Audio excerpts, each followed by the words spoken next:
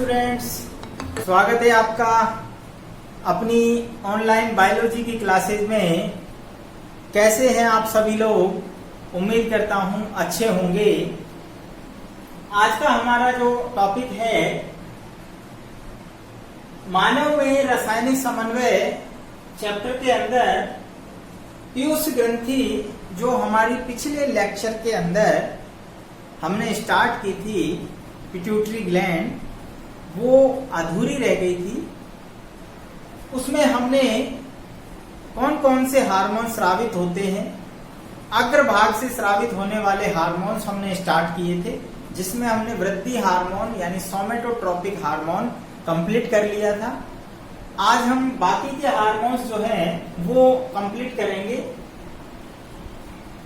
उससे पहले मैं आपको एक बात बता दूं सभी को, यहाँ पर chapter number 29 12th class, chapter number 22 11th class, ये जो लिखा हुआ है ये पिछली वीडियो में भी बता दिया था। जैसा कि आपको पता है, इस बार राजस्थान माध्यमिक शिक्षा बोर्ड में आरबीएससी में एनसीईआरटी सिलेबस लागू हो गया है। तो ये एनसीईआरटी सिलेबस में इस बार ये चैप्टर रासायनिक समन्वय, मानव में रासायनिक समन्वय, chemical coordination in human 11th class में है, 22वें चैप्टर में। जबकि पिछले जो अपना राजस्थान बोर्ड का 12th क्लास का सिलेबस है उसमें भी ये 29वें चैप्टर के अंदर मौजूद है। तो इस साल 11th और 12th दोनों क्लास वाले इस चैप्टर को पढ़ेंगे, तो इसलिए ये दोनों के लिए यूजफुल है। ये बात हमने पिछली वीडियो में भी बता दी। तो स्टार्ट करते हैं। पीयूष ग्रंथि से अग्रपाली यानी एडिनोहाइपोफाइसिस से स्रावित हार्मोन चल रहे थे, जिसमें हमने पहला हार्मोन सोमेटोट्रोपिक हार्मोन कंप्लीट हो गया था। नेक्स्ट है एसटीएच अर्थात टीएसएच थायराइड उद्दीपक हार्मोन, जिसे हम थायराइड स्टिमुलेटिंग हार्मोन भी कहते हैं। नाम से ही जाहिर है थायराइड ग्रंथि को उद्दीपित करने वाला हार्मोन। अर्थात ये हार्मोन क्या करेगा स्टूडेंट्स? ये हार्मोन थायराइड ग्रंथि को एक्टिवेट करेगा, उद्दीपित करेगा। किसके लिए? थायराइड ग्रंथि से कौन सा हार्मोन, यानी उससे जो हार्मोन, कौन सा हार्मोन निकलता है? थायरोक्सिन हार्मोन निकलता है। तो थायरोक्सिन हार्मोन स्रावित करने के लिए प्रेरित करता है। क्लियर? थायराइड ग्रंथि को उद्दीपित करके थायरोक्सिन हार्मोन को स्रावित करने के लिए प्रेरित करेगा। नेक्स्ट एसीटीएच अर्थात एडिनोकॉर्टिकोट्रोपिक हार्मोन, एडिनोकॉर्टिकोट्रोपिक हार्मोन, हिंदी में हम कह सकते हैं ट्रोपिक हार्मोन्स यानी उद्दीपक हार्मोन। तो ये एड्रिनल ग्रंथि को, जो अधिवृक्क ग्रंथि होती है वृक्क के ऊपर, आगे हम पढ़ेंगे डिटेल से। अधिवृक्क ग्रंथि के एड्रिनल कॉर्टेक्स, किसको? एड्रिनल कॉर्टेक्स को यानी कॉर्टेक्स भाग को उद्दीपित करता है और उससे कॉर्टिकॉइड और लिंगे हार्मोन स्राव को प्रेरित करता है। क्लियर? नेक्स्ट है जनद हार्मोन अर्थात गोनेड हार्मोन। जनद हार्मोन वैसे तो दो प्रकार के होते हैं, एफएसएच और एलएच। तो नंबर की जब हम बात करते हैं तो चौथे नंबर पर हमने लिया है एफएसएच, जिसे हम फॉलिकल स्टिमुलेटिंग हार्मोन कहते हैं। Follicle stimulating hormone that is पुटिका उद्दीपक हार्मोन, यानी हिंदी में अगर हम बात करें तो ये पुटिकाओं को उद्दीपित करता है। पुटिकाएं कहाँ बनती हैं? पुटिकाएं जो बनती हैं वो अंडाशय के अंदर बनती हैं। ठीक है, मादाओं की बात करें तो। यदि हम नरों की बात करें तो नरों के अंदर क्या होता है? जो गोनेड्स यानी वृषण में जो शुक्राणु निर्माण की प्रक्रिया है उसको प्रेरित करेगा। तो यहाँ आप देख सकते हैं नरों में क्या करेगा? ये शुक्र जनन यानी स्पर्मेटोजेनेसिस को प्रेरित करेगा और स्पर्म्स निर्माण की क्रिया के लिए जिम्मेवार होता है। एफएसएच हार्मोन पीयूष ग्रंथि से निकल रहा है, ध्यान रखना। हम यहाँ पीयूष ग्रंथि के हार्मोन पढ़ रहे हैं। ये हार्मोन किसको एक्टिवेट करेगा? टेस्टिस को, और क्या करेगा? शुक्र जनन के लिए उसको तैयार करेगा, मोटिवेट करेगा। इसी तरह मादाओं में, फीमेल्स के अंदर इसका क्या रोल होता है? ये अंड जनन यानी oogenesis की जो क्रिया है उसको प्रेरित करेगा। उसमें क्या होगा? पुटिकाएं बनेंगी। पुटिका बनने के बाद परिपक्व पुटिका बनती है। परिपक्व पुटिका ग्राफियन पुटिका होती है, और ये ग्राफियन पुटिका जो है एस्ट्रोजन हार्मोन का स्राव करती है। ये बात हम पिछली वीडियो में पढ़ चुके हैं। तो एस्ट्रोजन जो फीमेल हार्मोन है उसके स्राव में ये हेल्प करता है। नेक्स्ट हम बात करते हैं नंबर 5 पर LH यानी ल्यूटिनाइजिंग हार्मोन। ल्यूटिनाइजिंग हार्मोन जो है वो फीमेल्स के अंदर क्या काम करेगा, अंडोत्सर्ग में सहायक है, ये भी हम पढ़ चुके हैं। जो अंडाशय है उसकी संरचना में हम पढ़ चुके हैं किस प्रकार अंडोत्सर्ग होता है। रज चक्र के दौरान फीमेल्स के अंदर 14वें दिन जो है अचानक से LH हार्मोन बहुत ज्यादा बढ़ता है, उसको हमने नाम दिया LH सर्ज, और इसके कारण क्या होता है, अंडोत्सर्ग होता है, यानी अंडाणु जो है एक्टिव जो द्वितीयक ओसाइट्स के अवस्था में वो अंडवाहिनियों में उतर आता है। तो इससे हम कहते हैं अंडोत्सर्ग यानी ओवुलेशन। तो ओवुलेशन के लिए जिम्मेवार है, ये बात हम कई बार बता चुके हैं। गर्भाशय को भ्रूण रोपण के लिए तैयार करेगा। जब ओवुलेशन हो जाता है तो आगे की प्रक्रिया आपको बताया, यदि निषेचन होता है तो भ्रूण रोपण के लिए तैयार करेगा यूट्रस को, यानी उसके एंडोमेट्रियम को बनाएगा। और क्योंकि एस्ट्रोजन हार्मोन जब स्रावित होता है तो यूट्रस की एंडोमेट्रियम बनती है, फॉर्मेशन होता है। साथ ही साथ कार्पस ल्यूटियम के विकास में हेल्प करेगा, क्योंकि कार्पस ल्यूटियम जो होता है अंडोत्सर्ग हो गया, उसके बाद ग्राफियन पुटिका का खोल दैट इज कार्पस ल्यूटियम कहलाता है, और ये एक अंतःस्रावी ग्रंथि है जो एस्ट्रोजन हार्मोन बनाती है, और साथ ही साथ में प्रोजेस्टेरोन हार्मोन स्रावित करती है, और ये प्रोजेस्टेरोन रोपण में मदद करता है। रोपण में मदद करेगा तो प्रोजेस्टेरोन हार्मोन का स्राव करेगा, उसमें हेल्प करेगा, उसके बाद ये रोपण में मदद करेगा, आगे इम्प्लांटेशन की क्रिया को बनाए रखने में हेल्प करता है। अगर नरों की बात करें, आगे देखिए यहाँ पर आ जाइए, यानी मेल्स की अगर हम बात करें तो मेल्स में LH हार्मोन का क्या प्रभाव है। मेल्स में हम जानते हैं ICSH यानी inter cell stimulating hormone, inter cell stimulating hormone, अंतराली उद्दीपक हार्मोन, हिंदी में कहें अंतराली उद्दीपक हार्मोन। जैसे नाम से क्लियर है, इसमें बहुत ही आसान है।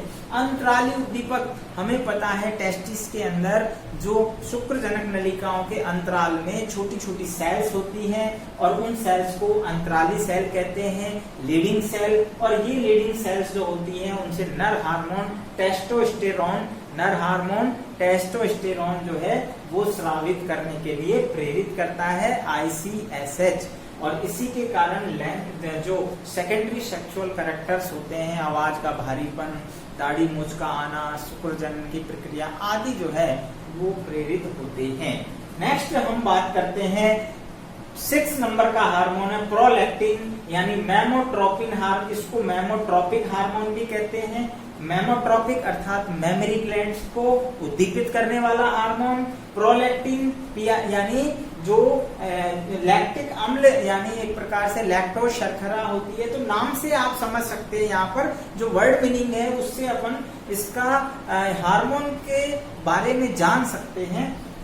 नेक्स्ट इसको हम LTH के नाम से भी जानते हैं, that is lactotropic hormone. Lacto, prolactin और मेमोट्रोपिक हार्मोन, तो सभी नाम से आप समझ जाएंगे कि लैक्टोट्रोपिक, आपको पता है दूध के अंदर लैक्टोज शर्करा होती है, लैक्टिक अम्ल हो जाता है किण्वन के बाद, लैक्टोबैसिलाई जीवाणु होते हैं, दूध को नापने वाला यंत्र लैक्टोमीटर होता है। तो तमाम तरह की जो शब्दावलियां हैं सब नाम से ही हम सभी को लेंगे, क्लियर हो जाएगा, कहीं कोई दिक्कत नहीं है।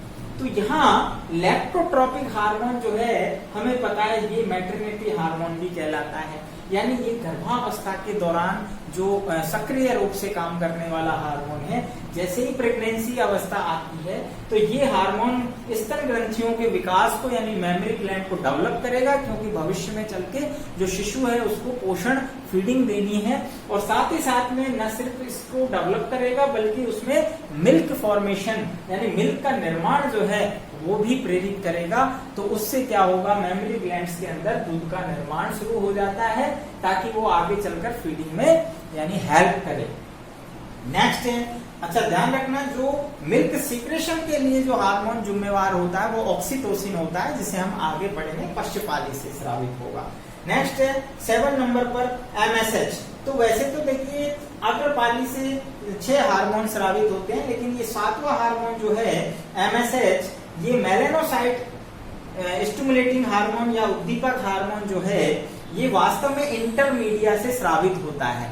दोनों पालियों के मध्य जो अग्रपाली है उसके पास में हमने एक पतली झिल्ली बताई थी जिसे इंटरमीडिया कहते हैं, और ये intermedia parse intermedia, that is parse intermedia, तो ये पार्स इंटरमीडिया जो भाग है उससे स्रावित होने वाला हार्मोन है। और इसका कार्य क्या है, मेलेनोसाइट सेल होती है, मेलेनोसाइट्स में यह उपस्थित रंगा कणिकाओं को, जो मेलेनोसाइट्स होती हैं हमारी स्किन के अंदर, मेलेनिन पिगमेंट जिनके अंदर होता है, जिससे त्वचा का रंग जो है वो प्रभावित होता है, तो उनको क्या करता है, ये फैला देता है, उन रंगा कणिकाओं को ये फैला देता है, स्प्रेड कर देता है, जिससे त्वचा का रंग क्या हो जाता है, गहरा हो जाता है। ठीक है, तो ये इसमें यानी बहुत ज्यादा महत्वपूर्ण होता है, त्वचा के रंग को यानी गहरा और लाइट इसी के कारण होता है। यहाँ नोट करने की बात है, यह हार्मोन जो है मानव में संदिग्ध है, मानव में इसका जो है यानी स्रावित होना एक प्रकार से संदिग्ध है, और पक्षी और अगर मछलियों की बात करें तो उनके अंदर ये सक्रिय रूप से होता है, सक्रिय रूप से स्रावित होता है। आगे का हार्मोन है तो हम लेंगे पश्चपाली से स्रावित हार्मोन।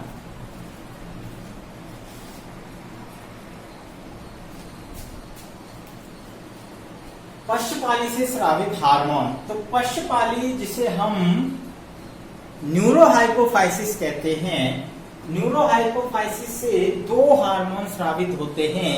पीयूष ग्रंथि की पश्चपाली से 2 हार्मोन स्रावित होते हैं।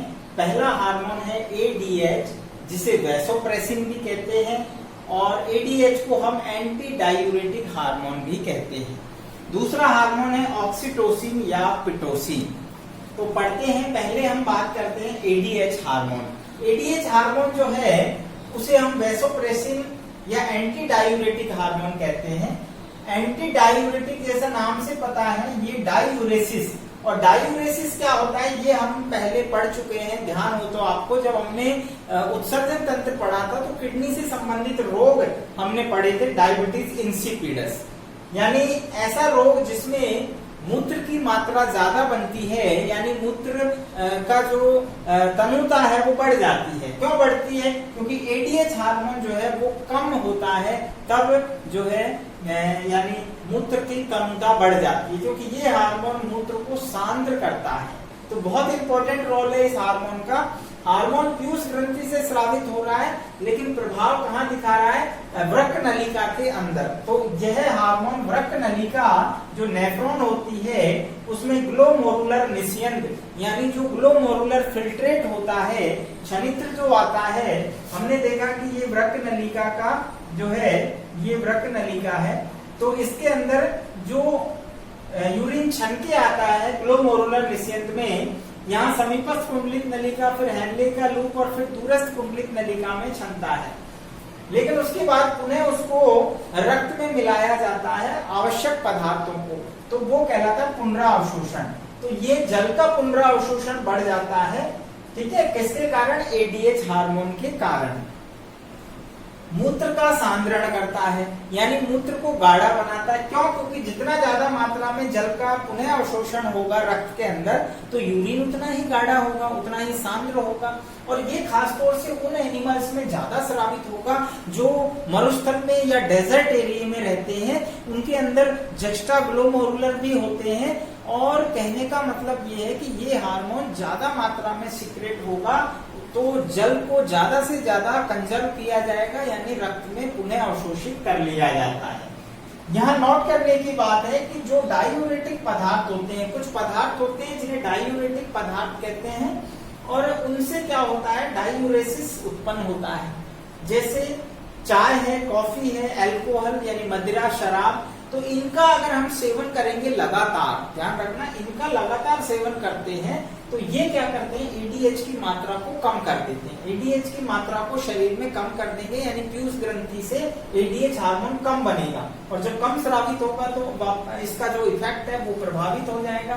नेफ्रॉन के DCT यानी जो डिस्टिल कोवलेंट ट्यूब होती है यानी दूरस्थ कुंडलिक नलिका होती है, यहाँ जाके तो यहाँ पर जल का पुनः अवशोषण जो है वो प्रभावित होगा यानी कम होगा। और कम होगा तो आप देखिए कम कर देते हैं, और कम करने से क्या होगा, जल ज्यादा जाएगा यूरिन के अंदर यानी छनित्र में रहेगा, क्योंकि जब वापस रक्त में पुनः अवशोषित नहीं हुआ तो उससे क्या होगा, मूत्र की जो है तनुता बढ़ जाएगी। यहाँ पर हम कह सकते हैं मूत्र की तनुता बढ़ती है। तो मूत्र की जब तनुता बढ़ जाती है तो उस समय एक रोग हो जाता है जिसे हम कहते हैं डायबिटीज इंसिपिडस। ध्यान रखना, डायबिटीज हमने दो प्रकार की बताई थी। एक होती है डायबिटीज मेलिटस जिसमें शुगर की मात्रा यानी शर्करा की मात्रा ज्यादा होती है रक्त में, जबकि डायबिटीज इंसिपिडस में क्या होता है, मूत्र के अंदर तनुता बढ़ जाती है यानी बार बार जो पेशेंट है उसकी यूरिन जाने की जो फ्रीक्वेंसी है वो बढ़ जाती है, यानी वो बार बार यूरिन त्यागने जाता है। इसी को डायबिटीज इंसिपिडस कहते हैं। नेक्स्ट है ऑक्सीटोसिन या पिटोसिन। ये भी बहुत महत्वपूर्ण हार्मोन है जिसे हमने पहले भी कई बार डिस्कस किया है। इसे क्विक बर्थ हार्मोन भी कहते हैं, यानी सीधे सीधे हम जान लें कि ये प्रसव पीड़ा और शिशु जन्म को सुगम बनाता है और तेजी से यानी बर्थ को जन्म के लिए यानी शिशु के जन्म में सहायक होता है। कैसे होता है, जैसे ही ऑक्सीटोसिन हार्मोन स्रावित होगा तो वहां क्या करेगा, ये गर्भाशय पेशियों को जाकर यूट्रस की पेशियों को स्टिमुलेट करता है और उनमें तेजी से कंपन होगा, और जब वो तेजी से कंपन करेंगी तो लेबर पेन यानी प्रसव पीड़ा उत्पन्न होती है।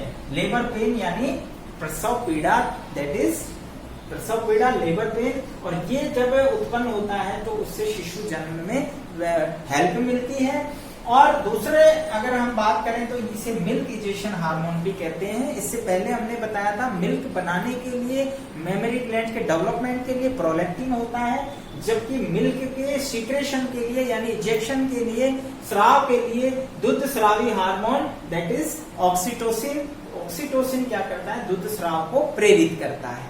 कैसे करता है ये हमने आपको बताया था, मेमरी ग्लैंड की स्ट्रक्चर बताई थी, ध्यान हो तो वहां बताया था चूषण प्रतिवर्त। ये एक प्रकार की फीडबैक मैकेनिज्म जो है प्रक्रिया होती है उस पर डिपेंड करता है। चूषण प्रतिवर्त यानी रिफ्लेक्स होता है, सकर रिफ्लेक्स होता है। जैसे ही बच्चा यानी मेमरी ग्लैंड्स को यानी मिल्क यानी फीडिंग के लिए जो है चूसता है तो क्या होता है, मस्तिष्क को संकेत जाते हैं, माँ के मस्तिष्क को संकेत जाते हैं, और वो संकेत मस्तिष्क में हाइपोथैलेमस को इरिटेट करेंगे। हाइपोथैलेमस जब इरिटेट होगा तो वो पीयूष ग्रंथि को मैसेज पास करेगा रिलीजिंग हार्मोन, और पीयूष ग्रंथि अपने ऑक्सीटोसिन हार्मोन को रिलीज करेगी, ठीक है, पश्चपाली से यानी न्यूरोहाइपोफाइसिस से। और ये ऑक्सीटोसिन लेबर पेन को गर्भाशय के अंदर, यूट्रस के अंदर जो है उत्पन्न करेगा मांसपेशियों को कंपन करके, जिससे प्रसव सुगम होता है। कई बार जब ये पेन कम होते हैं, ध्यान रखना, कई बार कंडीशन ऐसी आ जाती है डिलीवरी के टाइम जब ये ऑक्सीटोसिन हार्मोन कम बनता है तो लेबर पेन नहीं होता है, और उसके कारण क्या होता है कि हमें शल्य क्रिया के द्वारा प्रसव संपन्न कराना पड़ता है, जिसे सिजेरियन डिलीवरी कहते हैं। आज सिजेरियन डिलीवरी ज्यादा इसीलिए बढ़ रही है कि फिजिकल एक्सरसाइज कम होने से, और दूसरी बात कि जो ऑक्सीटोसिन हार्मोन है वो प्रभावित हो जाता है, खान पान से भी ये इफेक्ट होता है, जिसके कारण हालांकि इसके लिए आपको बताया था मीसोप्रोस्टोल का इंजेक्शन देते हैं कृत्रिम रूप से, जो कि प्रसव पीड़ा को बढ़ाता है, लेबर पेन को बढ़ा देता है। मीसोप्रोस्टोल का इंजेक्शन है वो दिया जाता है। अगर उसके बाद भी ये प्रक्रिया नॉर्मल डिलीवरी नहीं हो पाती है तो फिर हम सजेरियन डिलीवरी यानी हम शल्य क्रिया द्वारा शिशु को जन्म कराते हैं, उसका प्रसव कराते हैं। तो ये जो है महत्वपूर्ण हार्मोन था ऑक्सीटोसिन, पिटोसिन, और ADH hormone that is anti diuretic, जो कि पुनः अवशोषण को रक्त के अंदर जल के पुनः अवशोषण को बढ़ा देता है। तो इस प्रकार दोनों ही हार्मोन महत्वपूर्ण है। आज हमने पीयूष ग्रंथि की जो अंतिम भाग था उसको कंप्लीट कर लिया है। नेक्स्ट हम लेंगे अगली ग्लैंड्स, थायराइड ग्लैंड्स, और जो भी ग्लैंड्स है उन सभी को हम आगे की वीडियोस में लेंगे। तब तक देखते रहिए लगातार।